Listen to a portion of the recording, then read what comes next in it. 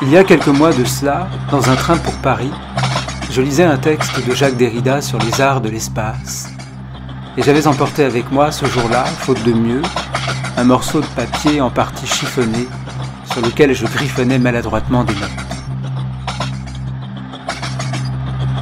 Au moment de prendre une note, et tandis que le train tremblait de toutes parts, je commis un lapsus calami. Au lieu d'écrire déconstruction, j'écrivis destruction. Cette erreur d'écriture me laissa perplexe.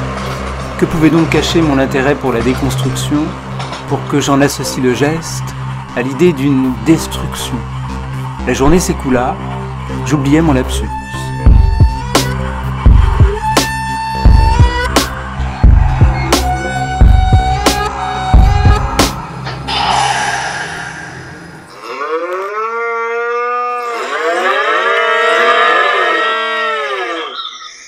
Quelques semaines plus tard, tandis que je marchais dans la campagne bretonne, j'aperçus un troupeau de vaches. Là, dans un champ magnifique, une quinzaine de bêtes paissaient paisiblement. Je pris quelques photos, je fis une vidéo, quand soudain, le souvenir de mon lapsus me revint à l'esprit, et avec lui, une hypothèse. J'aurais pu choisir de m'absorber complètement dans la contemplation de ce champ et profiter de l'instant. J'en avais décidé autrement. Mon téléphone portable en main, les yeux fixés sur l'écran, en posture de chasseur, je respirais imperceptiblement afin de ne pas trembler et de stabiliser l'image. Je voulais capturer ce moment. Lorsque je prends des notes de lecture, mon rapport au texte est assez similaire à la situation que je viens de décrire.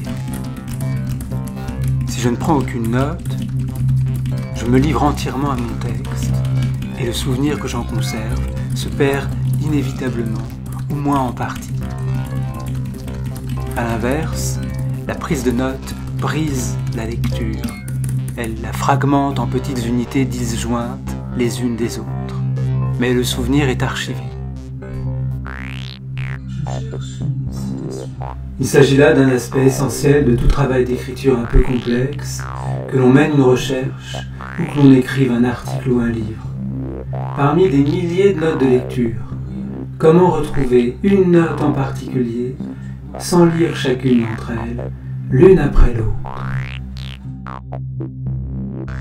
Tinderbox est un outil de prise de notes dont je me sers principalement dans le cadre d'une recherche doctorale. Lorsque je lis un texte, je crée une fiche. Lorsque je lis un texte, je crée une fiche. Lorsque je prends une note, j'entre des étiquettes. Lorsque je prends une note, j'entre des étiquettes. Je soulage ma mémoire et je crée une archive. Je soulage ma mémoire et je crée une archive.